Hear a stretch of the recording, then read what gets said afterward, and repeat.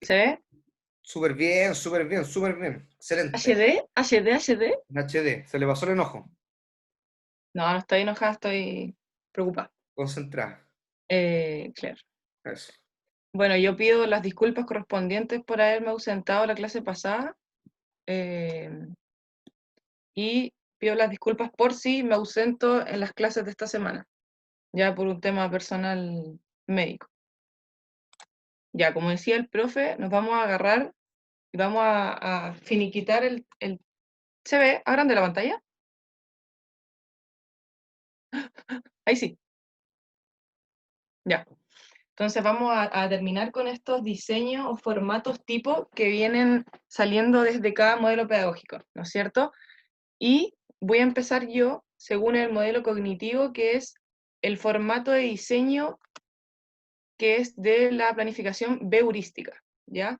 Y heurística viene a ser este concepto que nos dice que debe existir un método para aumentar el conocimiento. Entonces, evidentemente, que se aloja bajo un modelo cognitivo, ¿no es cierto?, en donde eh, lo importante es dotar al alumno de una autonomía intelectual, de potenciar elementos cognitivos y así potenciar competencias de asociar, ¿no es cierto?, todo lo que tenga que ver con potenciar el aspecto mental.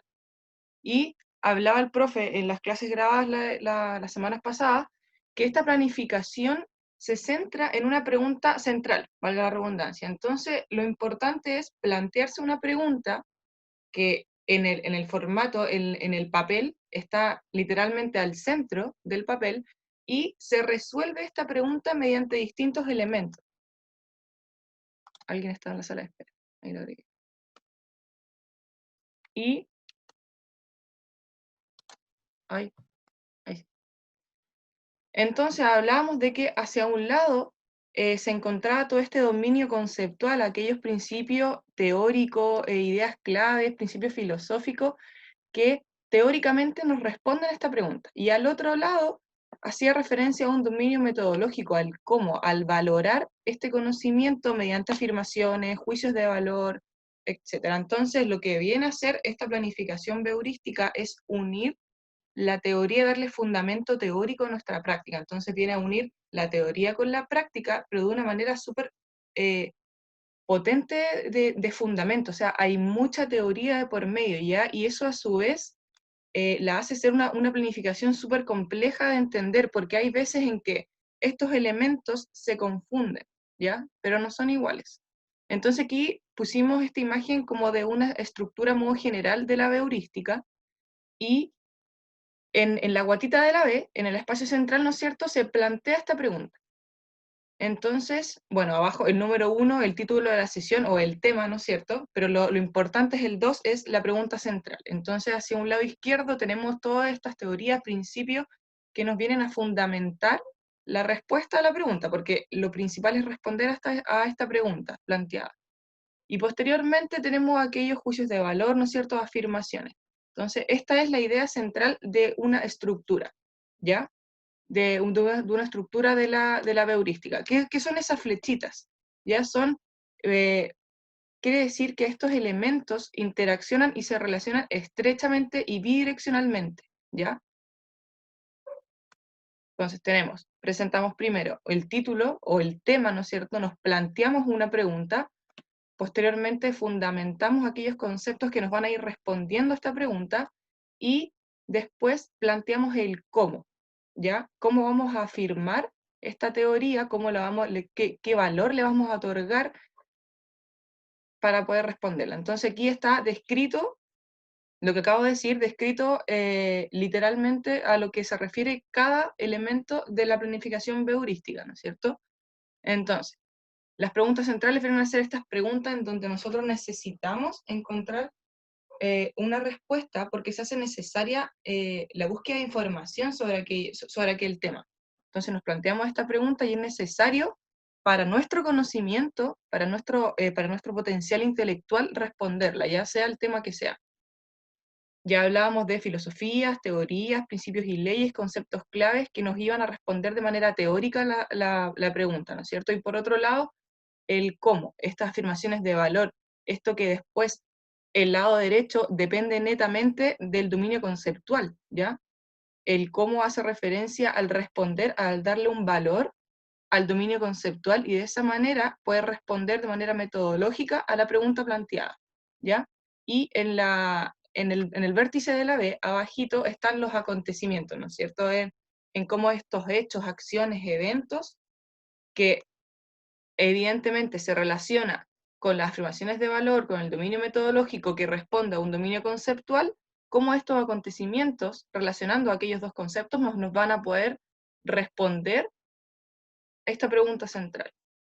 Y aquí hay ejemplos de nuestra disciplina. Nosotros nos pasó el año pasado con la Sofi, que estábamos en la asignatura de planificación y nos costó mucho hacer un ejemplo de heurística ligado a nuestra disciplina. Y creo que nos costó, creo que como 2 o 3 semanas de ponernos de acuerdo con la profe, porque la profe no podía como hacer esta bajada a la disciplina en un modelo de heurística, en un formato de heurística. Entonces, yo solicité al profe Juan, aquí lo dejo como protagonista de estos ejemplos, y pudimos hacer un ejemplo de nuestra disciplina. Y aquí el tema central, o nuestro título de sesión, ¿no es cierto?, son las habilidades motrices, las habilidades motrices básicas. Y la pregunta que nos planteamos, que puede ser, aquí como sale más de una, nos planteamos es cómo se desarrollan las habilidades motrices en el niño y qué factores intervienen en el aprendizaje de las habilidades motrices.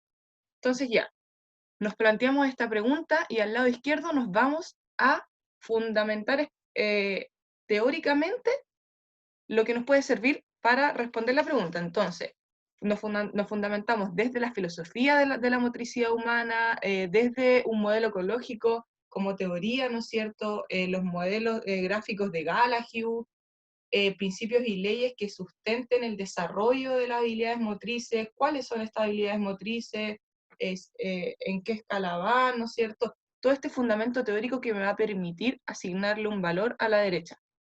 Entonces, a la derecha tenemos todo este dominio metodológico y vamos a decir que le otorgamos valor a las habilidades motrices, ¿no es cierto? Y esta afirmación de valor específicamente de esta pregunta es que las habilidades motrices son producto del aprendizaje, ¿no es cierto? Y que permiten integrar a otras manifestaciones culturales.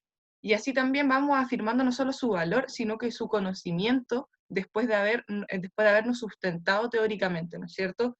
Entonces, todo aquel efecto que tenga la habilidad motriz lo ponemos acá como afirmación, ¿ya? Entonces, después de un proceso netamente teórico, epistemológico, vamos a responderla con afirmaciones de valor, con afirmaciones de conocimiento, etc.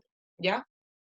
Y aquí está el ejemplo de los acontecimientos o hechos o los medios de acción o eventos que vamos a practicar o aplicar en los estudiantes para poder responder a estas preguntas mediante acciones, ¿no es cierto? Porque nuestra clase es netamente práctica. Entonces aquí tenemos, por ejemplo, juegos de habilidades motrices básicas, habilidades motrices específicas compuestas, ¿no es cierto? Cuentos motrices, todas esas actividades. Pero ¿qué es lo importante? Es que si uno tapara ambos lados de la B heurística y se quedara solamente con la pregunta y los acontecimientos, si yo tapo el lado izquierdo y el lado derecho, es necesario que aparezcan. Me es necesario, porque cómo yo sé que tengo que hacer esos juegos, qué fundamento tengo para responder a esa pregunta. Esa es la idea que viene a ser la B heurística. Viene a unir y a darle relación a lo teórico. Y se hace muy complejo, como les decía, a nosotros nos costó mucho, se hace muy complejo, o sea, esto no está eh, como apuntando a un diseño de clase a clase, ya vamos a ver más adelante cuál es la que más conviene, por así decirlo, pero imagínense hacer clase a clase todo esto, ¿ya? Esto se hace para afirmar una idea general, ¿no es cierto? Y responder una pregunta que puede responderse no solamente en una clase, sino que en mucho más tiempo. Y lo importante es... ¡Ay, no me cambia! Ahí sí. Lo importante acá de la B heurística es fundamentar nuestras acciones, ¿ya? Potenciar nuestro nivel intelectual y para eso, chiquillos, ustedes ven ahora este ejemplo, pucha que importante el glosario, pucha que importante saber de los conceptos que estamos hablando, porque si no, cómo vamos a responder a nuestras interrogantes, cómo vamos a solucionar problemas que se nos planteen en el día a día de un tema en específico, ¿no es cierto? De temas en específico de nuestra disciplina. Acá hay un juego que después lo pueden ver en detención sobre los deportes, la enseñanza, la importancia de la enseñanza táctica o técnica en el deporte. ¿Ya? Y aquí hay un tema que tiene que ver con la iniciación deportiva, que ¿qué es más importante? La técnica o la táctica. Entonces nos planteamos estas preguntas. Y volvemos a repetir el proceso, ¿no es cierto? A un lado nos fundamentamos teóricamente,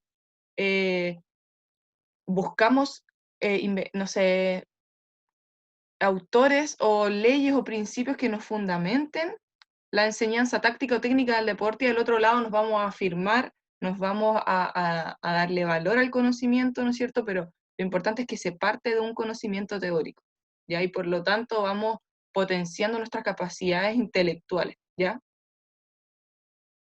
Eso con la heurística. Recordar que la palabra heurística, a mí me hizo mucho, mucho sonido en verdad cuando la busqué hace tiempo, es que son métodos para aumentar el conocimiento. Si se dan cuenta, si nosotros tuviésemos muchas heurísticas hechas de muchos temas, tendríamos como la idea clara por cada pregunta que nos planteáramos, ¿ya?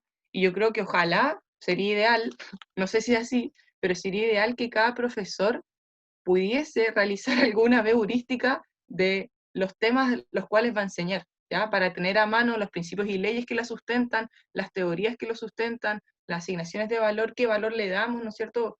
Y entender cómo podemos responder a estas preguntas desde la teoría y hacer la relación con la práctica, ¿no es cierto?, en este vértice chiquitito, ¿ya? Pero lo importante de la heurística es potenciar el nivel intelectual respondiendo a estas preguntas. Eso es lo que conversábamos igual cuando nos enfrentamos a este problema de que no podíamos relacionarlo mucho con nuestra disciplina. La heurística era súper difícil, pero llegamos a la conclusión de que era un ejercicio muy bueno para nosotros como profesores tener las cosas claras. Quizás no nos servía tanto para diseñar nuestra clase, nuestras unidades, pero sí para fundamentarlas y nosotros tener la herramienta para fundamentar nuestras decisiones ante las autoridades del colegio, los otros profesores, los apoderados. Entonces, también puede ser un ejercicio mental esta heurística. Ya, ahora vamos a pasar a otro tipo de planificación, que es la planificación en trayecto, que si bien se inserta también en el modelo cognitivo, como la heurística, también tiene ciertas características del modelo constructivista, en donde el estudiante es más activo en su aprendizaje, el profesor es más un facilitador y se construye aprendizaje a partir de los conocimientos previos, y el estudiante puede construir nuevos conocimientos en base a su experiencia. Entonces, este tipo de planificación en trayecto va a contemplar 4 principales como casillas, ahí dice casilleros, sí, casillas, que van a ir sí o sí en este tipo de planificación. Aprendizajes esperados, que vendrían haciendo los objetivos de nuestra sesión, los contenidos de nuestra sesión, las actividades y la evaluación. Esas 4 cosas tienen que ir sí o sí en una planificación en trayecto. Si ustedes se dan cuenta de los elementos que hemos revisado del currículum, son las mismas palabras. Entonces, la verdad es más fácil hacer la bajada, como decía la Rosita, de nuestros elementos, de nuestros conceptos, a escribirlo en algo teórico y poder traducirlo a la práctica, porque son las mismas palabras. Acá dice que se asegura el trabajo asociado al marco curricular, pero recordemos que ya estamos en las bases curriculares. Sin embargo, estas 4 casillas igual, estos 4 conceptos igual se encuentran en las bases curriculares. Se responden 3 preguntas principales que habíamos visto de la didáctica: el qué, que son los contenidos; para qué, los objetivos; y el cómo, que vendría siendo nuestro medio y es la actividad.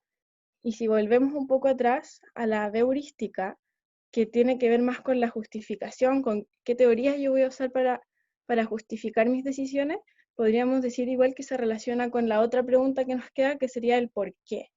por qué yo voy a ver este contenido, por qué yo elegí esta metodología para este curso, para este colegio. Entonces ahí se van respondiendo todas las preguntas que habíamos visto que trata de responder la didáctica. No, volvemos un poquito. Es una planificación de clase a clase, porque es súper específica, entonces no sirve mucho para tener una visión global de todo, sino que vamos a ir bajando para poder traducir los conceptos a la clase, concepto a la clase. Ya, Rosita. La otra. Este modelo que ven aquí es el que van a usar en didáctica, que hemos usado nosotras en didáctica y en verdad lo hemos adoptado y lo hemos usado para nuestras prácticas también porque creemos que es un diseño súper cómodo en comparado con otros que quizás, no sé, tienen algunas secciones que no aplican mucho, por eso este encontramos que está súper adecuado para nuestra disciplina. Entonces, si ven, se hace una contextualización de cuál es el grupo que le estoy haciendo a la clase. Objetivo de aprendizaje, que ahí está el aprendizaje esperado, el para qué, los contenidos, que ya sabemos que hay conceptuales, procedimentales y actitudinales, que se vendría siendo el cómo. Y acá vamos a hacer una distinción. Recuerden que la secuencia de tareas, las tareas, es lo que realiza el niño. Entonces, dentro de la secuencia de tareas, que no es igual a actividad, pero lo vamos a considerar como la actividad dentro de las casillas que mencioné anteriormente, hay que mencionar organización de la clase, que es la actividad, y la secuencia de tareas, que es lo que realizan los estudiantes. Y tenemos acá también recursos de aprendizaje, y acá tenemos la cuarta casilla, que son los indicadores de evaluación. Dale, Rose. Bueno, ahí lo destaqué, para que vean que estos cuatro son los cuatro principales que tienen que estar sí o sí en un diseño. Entonces vamos a ir con un ejemplo. Aquí yo puse un ejemplo para tercero básico. Ustedes ponen su nombre, la fecha en donde se va a implementar la clase y generalmente también el tiempo que vamos a usar para realizar esa sesión. Ustedes seleccionan sus objetivos de aprendizaje y no es necesario describirlo porque ya sabemos que el OA1 hace referencia a las habilidades motrices, que el OA8 las respuestas corporales, el OA10 la práctica de actividad física con responsabilidad, etc. Yo sé que en verdad no todos lo sabemos, de hecho yo los tengo anotados, por eso los leí, pero no es necesario describirlos. Uno los pone y a partir de esos tres objetivos, yo creé mi objetivo de clase, que es más específico. Entonces puse describir las respuestas corporales de la actividad física de distintas intensidades mediante juegos colaborativos. Voy a mis contenidos, tengo contenidos conceptuales, procedimentales y actitudinales, porque también dentro de mis objetivos hay objetivos que hacen más referencia a cosas conceptuales, procedimentales y actitudinales. Puse como contenido conceptual escala de percepción del esfuerzo. Dentro de las opciones que me planteaba el objetivo era la toma de la frecuencia cardíaca, etcétera, y registro de esa. Pero quizás todavía en el tercero básico yo todavía no vi la frecuencia cardíaca, entonces voy a empezar solamente con una percepción del esfuerzo, porque es más fácil para los niños quizás reconocerlo. Reconocimiento de las respuestas corporales, ejecución de diferentes formas de locomoción y el respeto por las reglas del juego. Entonces tengo las habilidades motrices, tengo las respuestas corporales y tengo las actividades físicas aplicando responsabilidad y honestidad, que era el último objetivo. Me voy a la secuencia de tareas y puse ahí en mayúscula organización de los estudiantes, que ahí deben describir cómo se van a organizar, si se van a hacer en grupos, cómo se van a dividir los grupos, etc. Y luego se describe lo que hacen los estudiantes, que vendría siendo la tarea. Los estudiantes deben agruparse según la cantidad y color que indique el profesor. Entonces el profesor dice un número y un color, y se van hacia el aro de ese color, por ejemplo, y con la cantidad de estudiantes que indique el profesor. Pero además, un estudiante va a indicar una forma de trasladarse y todos tienen que realizar esa forma. Y después de terminar, van a registrar su esfuerzo en la ficha. Entonces ahí respondo a todos los contenidos que responden a todos mis objetivos, planteo mis recursos, mis materiales y me voy a los indicadores de evaluación que también tienen que responder a todos esos objetivos y a todos esos contenidos. Reconoce el significado de los números en la escala de esfuerzo, que vendría siendo más lo conceptual, pero pone al menos una forma de trasladarse, registra su esfuerzo en la ficha y se traslada realizando la forma indicada por el compañero. Entonces, lo importante acá es que, si se dan cuenta, es muy específico. Esto es lo que yo voy a hacer en mi clase.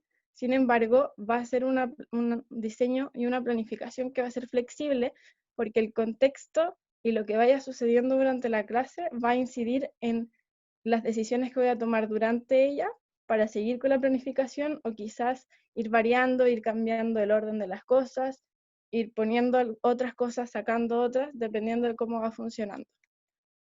Y a continuación hay otro modelo, que es el que nos presentaron cuando hicimos planificación, que nosotros también fue difícil hacer la bajada de partida porque estábamos acostumbrados al otro, pero si se dan cuenta, y Rosita anda, por favor, con los cuadritos, que también son los 4. Tenemos los aprendizajes esperados, que son los objetivos, y acá está declarado el objetivo de aprendizaje, que son los OAS sacados de las bases curriculares, el objetivo de la unidad y el objetivo específico de mi clase. Tengo mis contenidos también separados en conceptual, procedimental y actitudinal. Y aquí, lo que decía en este modelo era intervención docente y al lado actividad. Entonces, el consenso que nosotros llegamos es que la intervención docente para nosotros vendría siendo la actividad, que vendría siendo la organización de la clase. Y en la actividad, para nosotros vendría siendo la tarea motriz, que es lo que los estudiantes van a realizar. ¿Ya? Pero si se fijan, igual tiene los 4 casilleros: objetivo, contenido, actividad y evaluación. Y eso es lo importante que tiene que tener esta planificación en trayecto. En este caso se divide también en los momentos de la clase, pero mientras tenga esos 4 y sea específico para tu clase, ya estamos bien. Eso, ¿alguna pregunta? ¿Qué van los modelos? ¿Alguna acotación de los profesores, profesoras?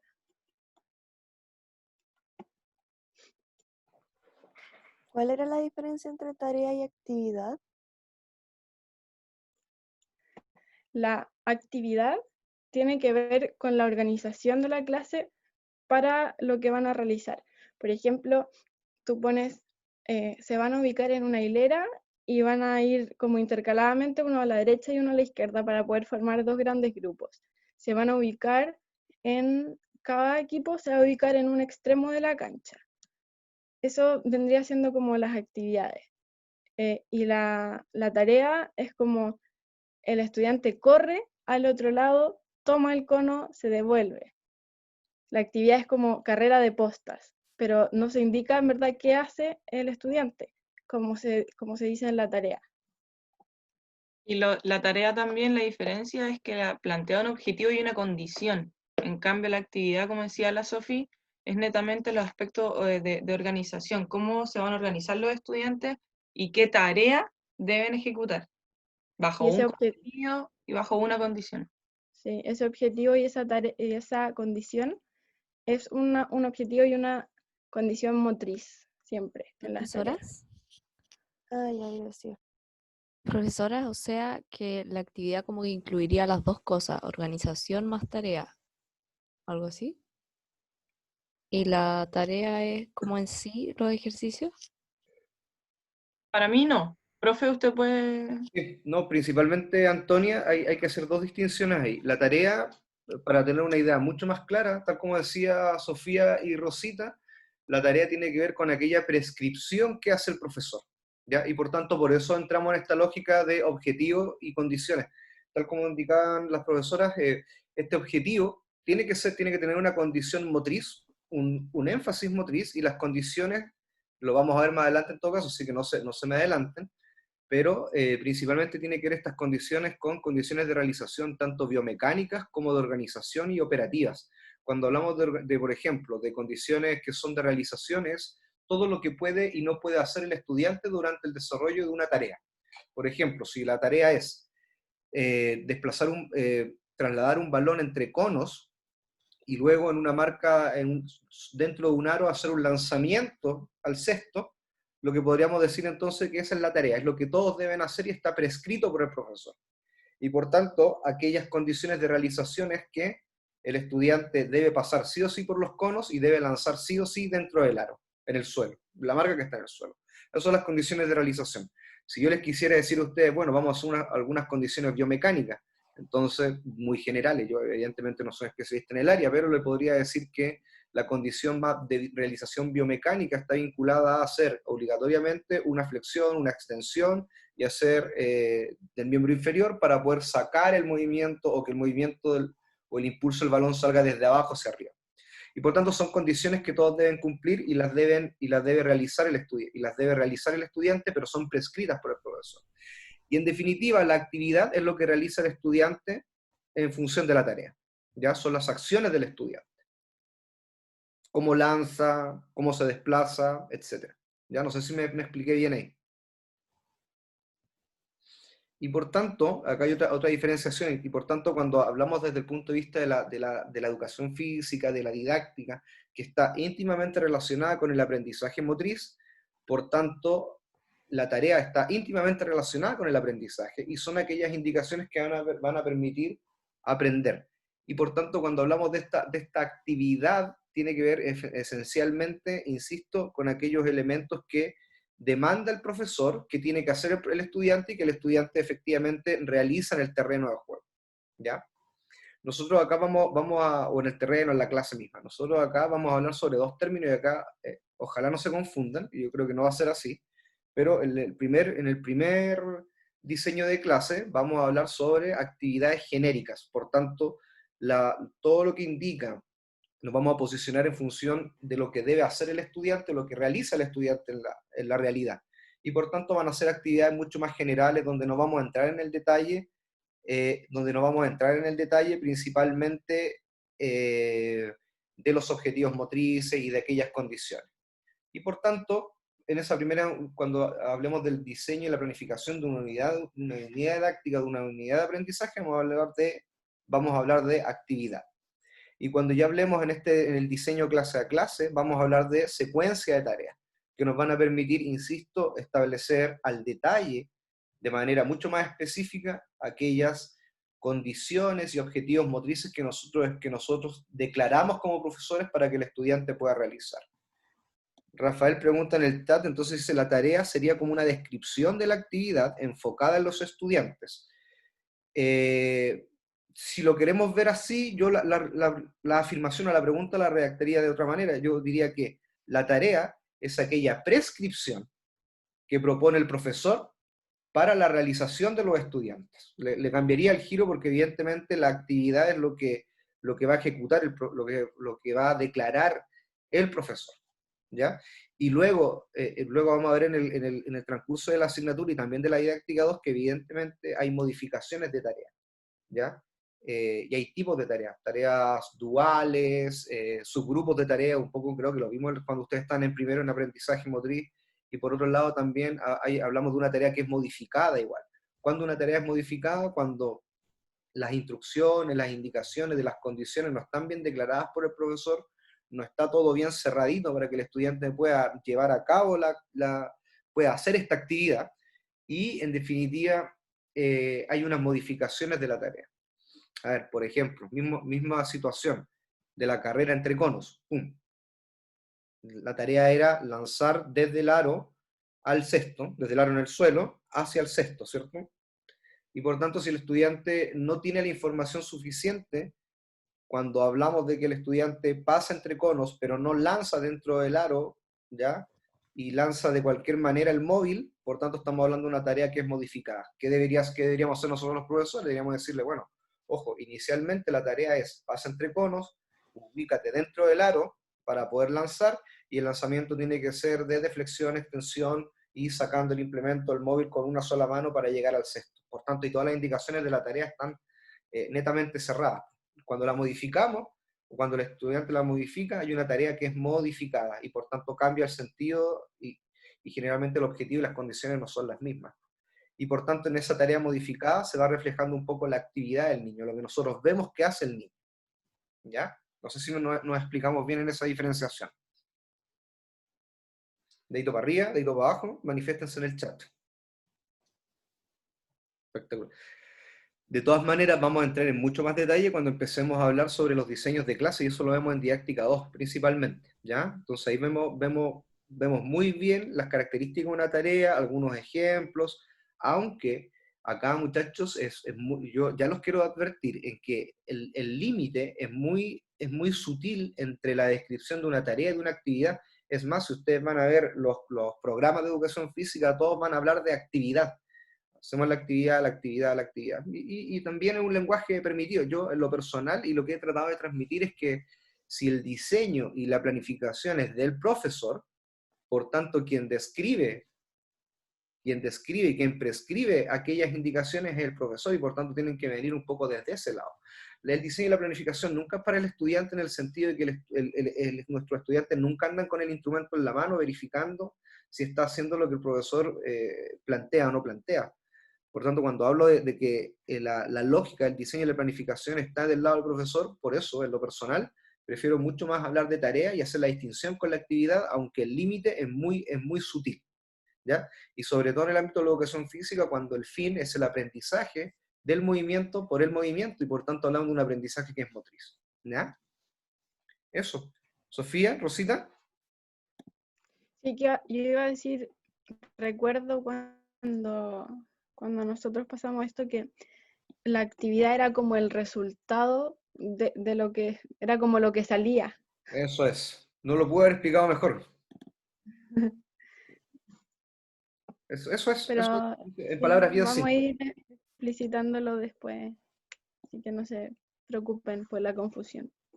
Sí, es sumamente normal. De hecho, creo que es importante. Hay un texto que es de Famose, que habla sobre todo lo que es la descripción de tareas, los tipos de tareas en educación física para propiciar el aprendizaje. Creo que un buen texto para que, y ahí también, de manera explícita, hace la diferencia entre actividad y tarea.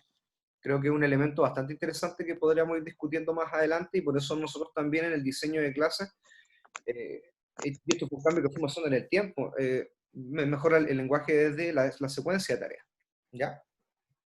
Siendo las 8:56, recuerden que ustedes, los que están visibilizados con cámara, me hacen, aunque yo sé que tanto Sofía como Rosita me van tirando las orejas por si me paso en el transcurso de la presentación por interno, así que no hay problema, pero me avisan de todos modos.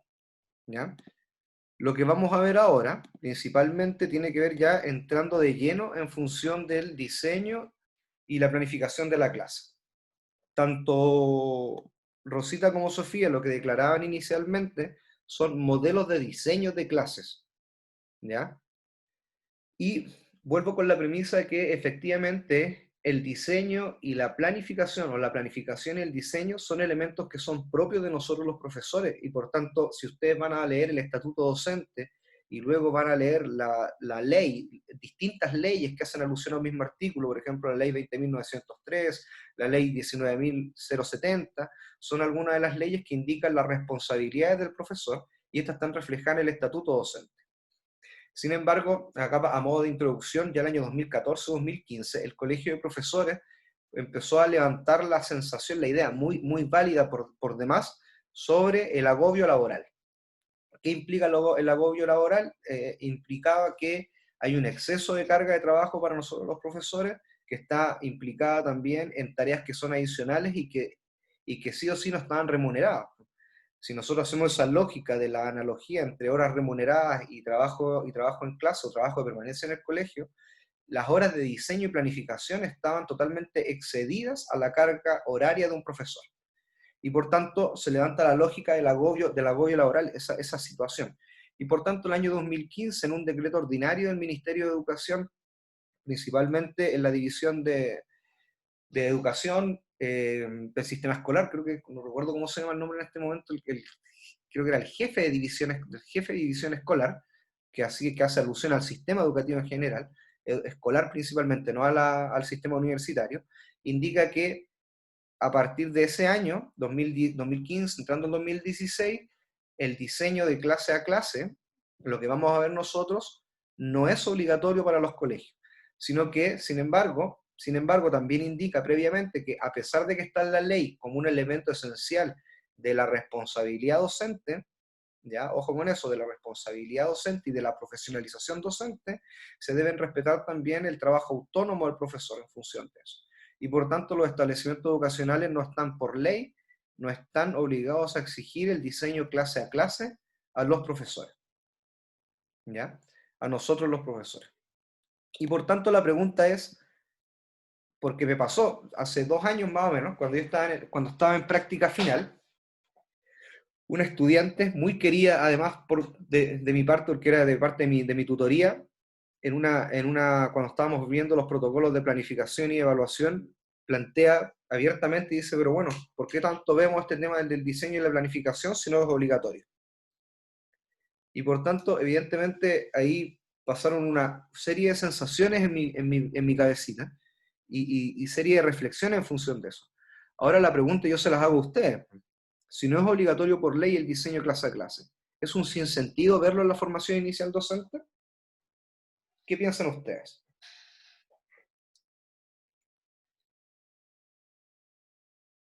Vamos. Abraos sus micrófonos, hijos, hijas. Abríos. Ya, ¿qué piensan ustedes? Vamos. ¿Es un sinsentido si la ley de una u otra manera establece que no es obligación? Vamos. Profe, ¿me está escuchando? Pero perfectamente, Diego Ponce de Chile. Dele nomás. Ya, bueno, me acabo de levantar de la cama, tac, para desmutear el micrófono para venir a responderle la pregunta. Y yo la verdad no encuentro que no sea un sinsentido, pero quizás no le hace sentido a la gente que está dispuesto a hacer algo mejor.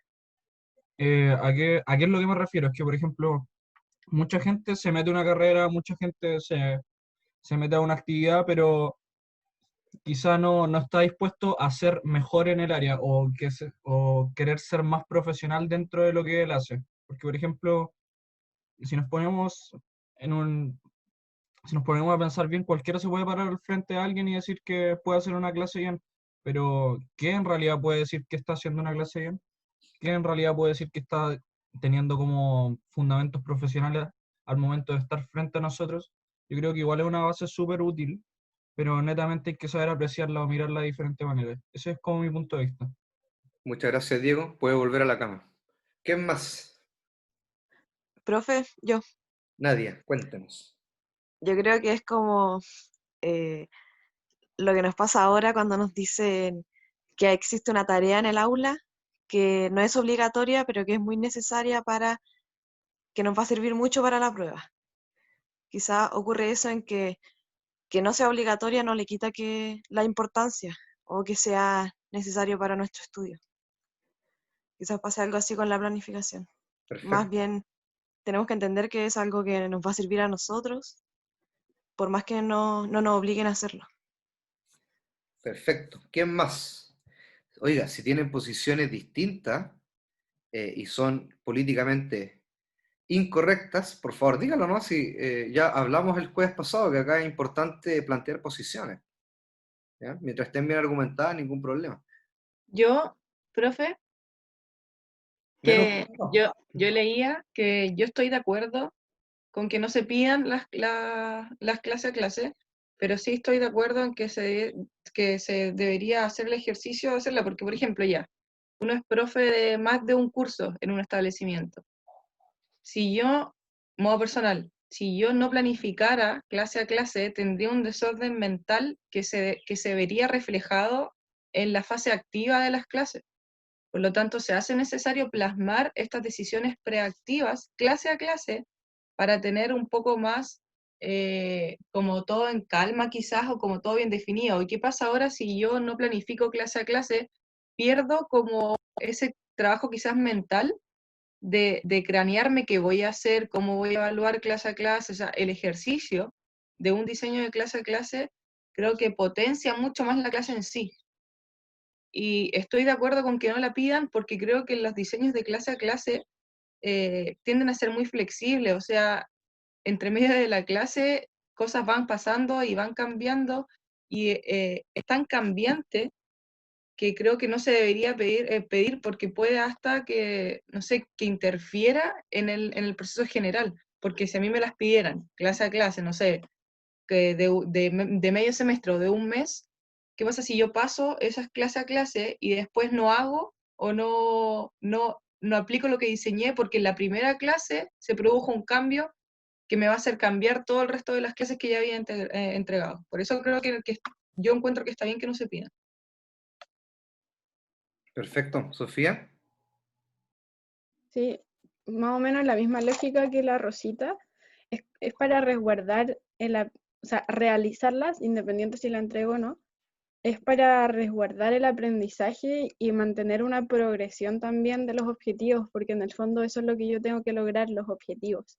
Y puede que yo me pare frente a un curso sin haber planificado ni diseñado nada y puedo hacer una clase bacán, perfecta, pero no voy a saber a qué objetivo estoy respondiendo y la clase pasada que hice, a lo mejor ahora retrocedí, pero como no lo tengo escrito ni no lo realicé, no me acuerdo, a menos que tenga una memoria como la del profe, pero no creo. Entonces sí es muy importante hacerla, sobre todo cuando en esta etapa que estamos empezando, que tampoco la práctica nos ha dado todas las herramientas todavía. No tenemos así, no cerramos los ojos y vemos todas las actividades que podemos hacer, todas las tareas que les podemos plantear, todos los objetivos. Yo al menos no los tengo así todos ahí en la mente. Por eso es importante realizar el ejercicio de hacer los diseños. Sí, profe, ¿me permite una última cosa? Por favor. El otro que yo pienso con el hecho de tener las planificaciones clase a clase, o tener todo muy bien detallado y entender también cómo declarar indicadores de evaluación, criterios, objetivos, selección de contenido y tener todo plasmado quizás en un papel o en el formato que sea, que qué pasa si yo me tengo que ausentar y alguien más me tiene que reemplazar y seguir con el proceso que yo me planteé en un principio. ¿Qué pasa ahí? La persona que va a llegar a tomar una evaluación, o la persona que va a llegar a hacer una clase que yo ya inicié la unidad, por ejemplo, puede interrumpir el proceso y puede verse afectado Eso.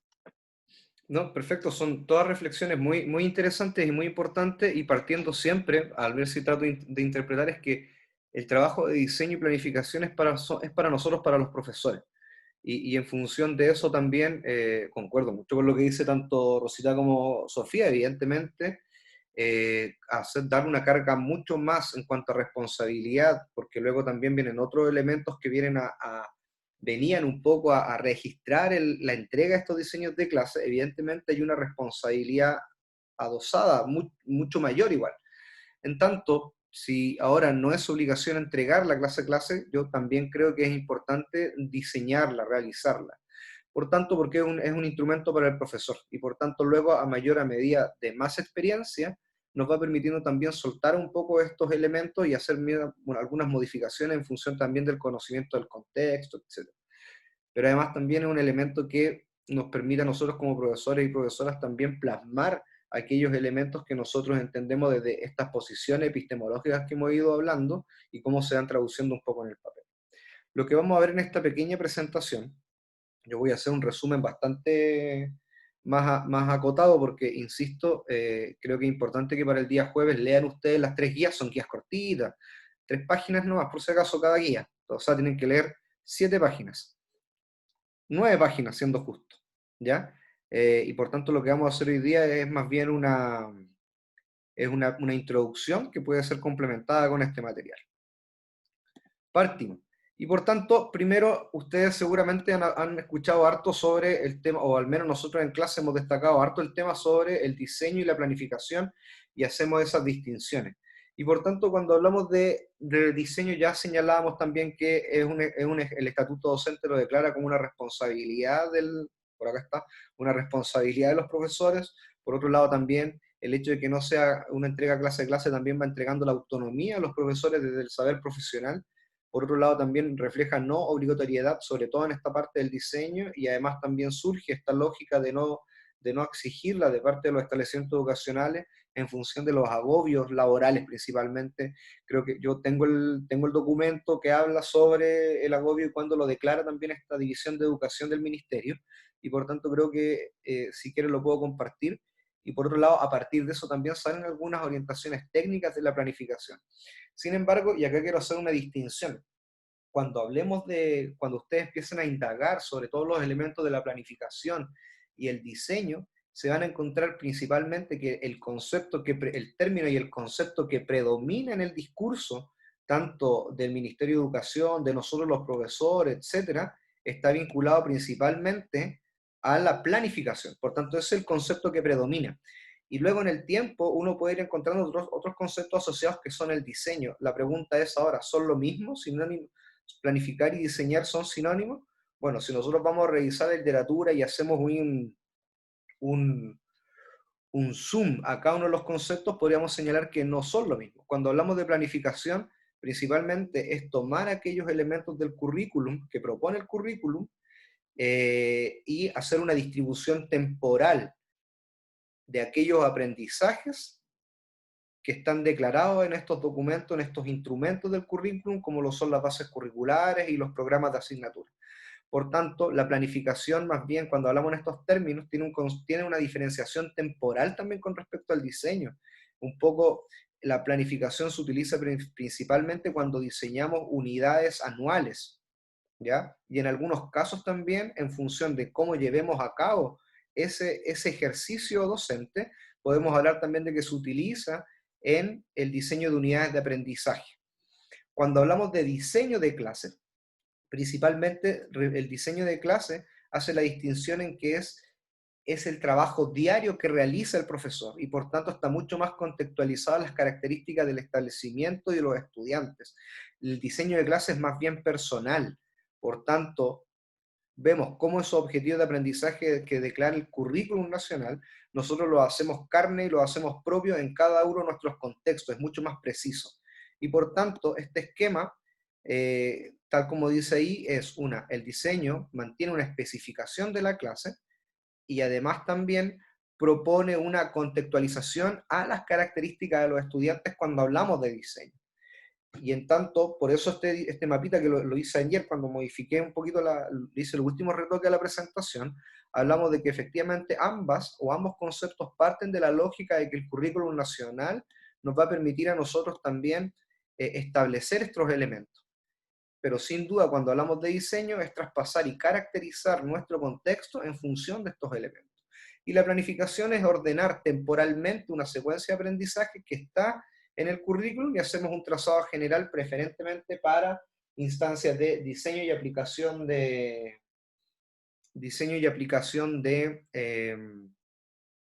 currículum temporalmente en una unidad anual o en la planificación anual o en algunos casos la planificación de unidades de aprendizaje.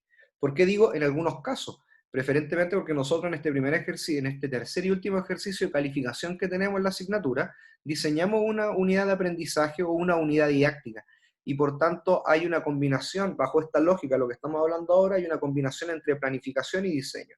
Tomo los elementos del currículum, y luego los voy ordenando, pero además también en función del propio saber del profesor. Por tanto, yo diría que en este ejercicio hay una combinación entre planificación y diseño de una unidad de aprendizaje.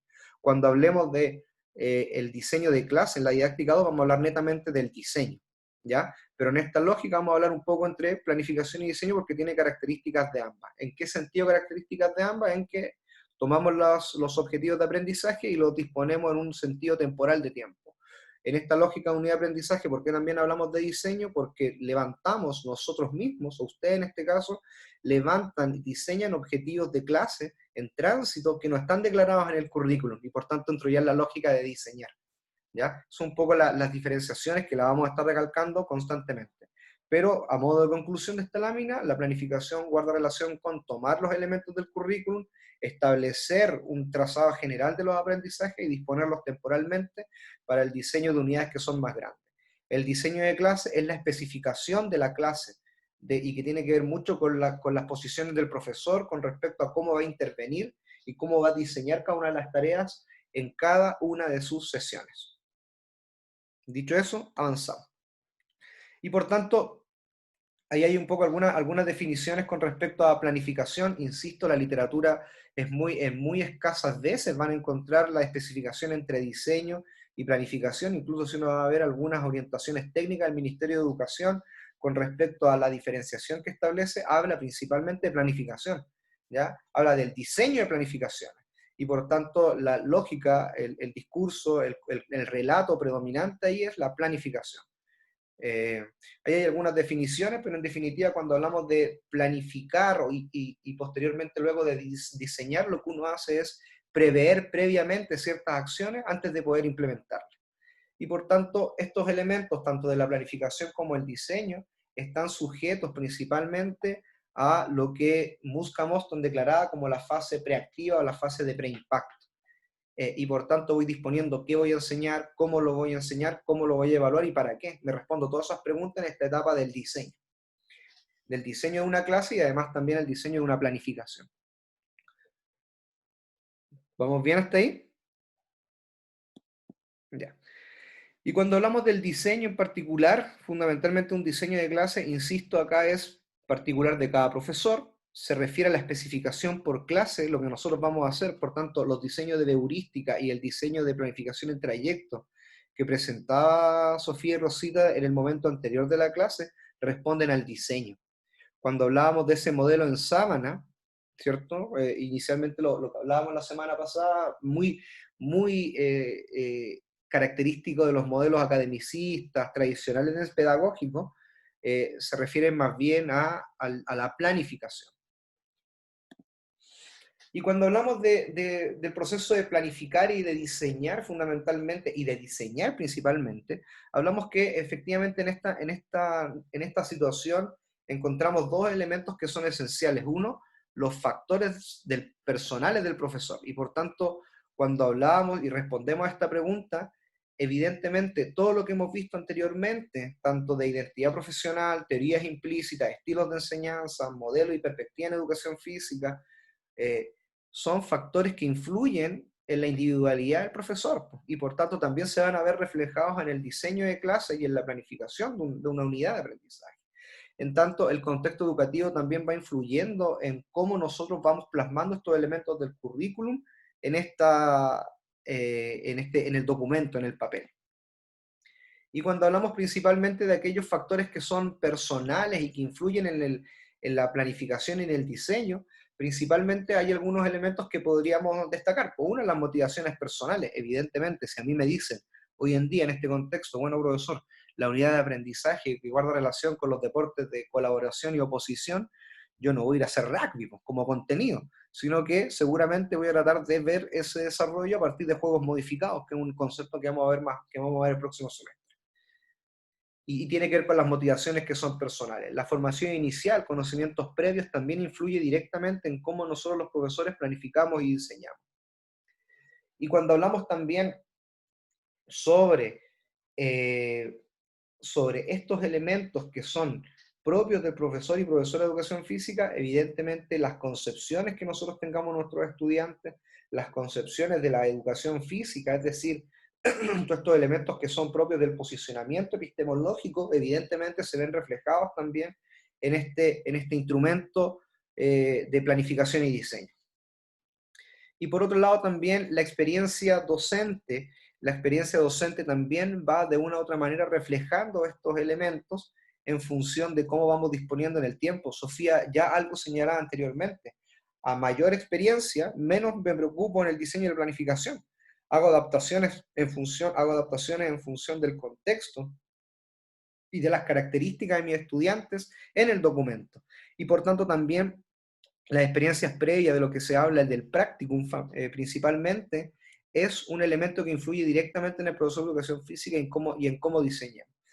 Si ustedes acá, evidentemente sería interesante hacer el ejercicio de una revisión documental al menos si hablamos de la lógica de los diseños de clase, revisar diseños de clase que son de profesores nobles, me refiero a profesores que llevan 4 o 5 años en el sistema con respecto a profesores que están con mucho más experiencia de 6 a 10 años, evidentemente el diseño de clase de un profesor con menos experiencia tiene mucho más en detalle la especificación de las tareas. En cambio, un profesor con mayor experiencia entra en la lógica un poco más del leccionario, que es lo que deben completar en el libro de clase los profesores en el sistema escolar. Y por tanto, ahí podemos ver esas grandes diferenciaciones. Cuando hablamos del contexto también, evidentemente, las características de nuestros estudiantes también van a depender también, van a depender y van a influir directamente en cómo planifiquemos y diseñemos. El Departamento de Educación Física y el recurso y el material didáctico también influyen, y evidentemente si yo tengo, por ejemplo, 4 balones para un curso de 40, evidentemente la disposición de las tareas va a ser distinta. En cuanto a las características de los estudiantes, si tengo predominantemente varones con respecto a un curso de damas, evidentemente las tareas van a ser un poco más estudiadas en función de que pueda atender efectivamente a esa diversidad, y no van a ser netamente solo de actividades vinculadas culturalmente a lo que pueden hacer los hombres o actividades culturalmente que pueden hacer las damas. Me sonó mi alarma, pero la voy a obviar y voy a terminar esta presentación. ¿Ya? Por otro lado, el país, y evidentemente el país así lo determina. ¿Por qué lo determina así? Por el currículum. El currículum propio de cada país también va determinando nuestras acciones en función del diseño y la planificación. Y por otro lado, el entorno próximo, posibilidades de desarrollo del currículum, evidentemente, mientras más elementos cercanos los cuales yo pueda asociarme para poder favorecer el aprendizaje de los estudiantes, mucho mejor, y eso va a influenciar. Me refiero a qué posibilidades tenemos nosotros en nuestro establecimiento de hacer un trabajo multidisciplinario o interdisciplinario con otras disciplinas del currículum, y por tanto eso también va a manejar un poco las posibilidades de planificar y diseñar. Efectivamente, el PI, el Proyecto Educativo Institucional, ese ideario de valores e instalaciones, objetivos pedagógicos declarados en la visión y la misión de los establecimientos educacionales, también va a influenciar en cómo debo planificar o diseñar y qué voy a diseñar. Evidentemente, recuerden que por ley también los establecimientos educacionales tienen la posibilidad de diseñar sus propios planes y programas también en distintas disciplinas, y esos van a responder a su proyecto educativo institucional sin dejar de mirar también el currículum nacional, y por tanto el centro, el establecimiento, influye de manera determinada en cómo nosotros podemos planificar y diseñar. Un poco eso para que se queden reflexionando ya para el día jueves. ¿Qué enseñar? Objetivos. Nosotros trazamos objetivos o implementamos objetivos. Evidentemente tenemos un currículum que nos propone objetivos de aprendizaje, que son los aprendizajes mínimos que deben alcanzar nuestros estudiantes. Nosotros vamos a estar en esta lógica de diseñar objetivos en tránsito. Posteriormente vamos a elaborar o vamos a levantar contenidos que respondan a esos objetivos, y evidentemente cómo por medio de esos contenidos podemos alcanzar aquellos objetivos, y evidentemente eso queda en el nivel del qué enseñar. Y posteriormente también vamos a diseñar, acá hablan del lenguaje de actividades de enseñanza y aprendizaje, algunos van a hablar sobre experiencias de aprendizaje. Nosotros en una primera lógica, cuando hablamos del diseño, vamos a hablar de tareas de enseñanza. Cómo enseñar en función de las estrategias didácticas, que es el foco de la didáctica 2, cuándo enseñar es efectivamente ese modelo, es decir, ese momento temporal específico. Por tanto, no es posible que usted pueda enseñar primero para un curso, un primero básico, habilidades específicas y compuestas, si antes no ha pasado como contenido las habilidades motrices básicas, y por tanto, ¿qué y cómo voy a evaluar? Estos elementos son los que nosotros vamos a ir disponiendo y que se disponen, tal como vieron ustedes, en los modelos de diseño de clase declarados también y muy bien explicados tanto por Sofía como por Rosita. La próxima semana, entonces, la tarea es la siguiente. ¡Pum! La tarea, profesor y profesora, en honor al tiempo, es la siguiente. Van a tener que leer las guías de aprendizaje que están en el aula, que habla de contenidos, objetivos y criterios indicadores de evaluación. Por favor, léanlas, son 3 guías que están en una carpeta, están desde ayer, y nosotros ya la próxima, y el mismo día jueves, nosotros empezamos ya a ver esta segunda parte de la presentación con aclarar dudas sobre objetivos, sobre contenidos, sobre criterios, indicadores de evaluación. Entonces, lo que quiero señalar con esto es que el próximo jueves vamos a entrar en la lógica de el aula invertida. Es decir, entregamos el material previamente, ustedes lo traen leído y resolvemos dudas con respecto a algunas presentaciones. Para esto sí es indispensable que lean el material, si no, de nada sirve. ¿Ya? Sí, son súper cortitas, así que en verdad, léanlas. Y son bien gráficas y bien, están bien articuladas. A modo de secuencia, yo les propongo que primero lean la guía de objetivos, luego la guía de contenidos y finalmente la guía de criterios e indicadores. Ese es el orden para que vayan comprendiendo un poco cómo se articulan estos elementos principalmente desde el que enseñar. Ornella tiene cara de pregunta inquisidora, ¿no? Perfecto. Profe, ¿puede repetir el orden, por favor? No alcancé a notarlo. Don Jorge, por favor, no hay problema. La primera guía que deben leer es la de objetivos, posteriormente la de contenidos y posteriormente la de criterios e indicadores, tal como Sofía Folegati nos indica en el chat. Muchas gracias. No hay problema, Jorge. ¿Alguien tiene alguna duda, pregunta, consulta que no haya quedado bien clara el día de hoy? Siendo ya las 9:24, como nunca estamos terminando más puntuales que nunca. Paula Sofía Vidal dice, todo súper clarito, profe, espectacular.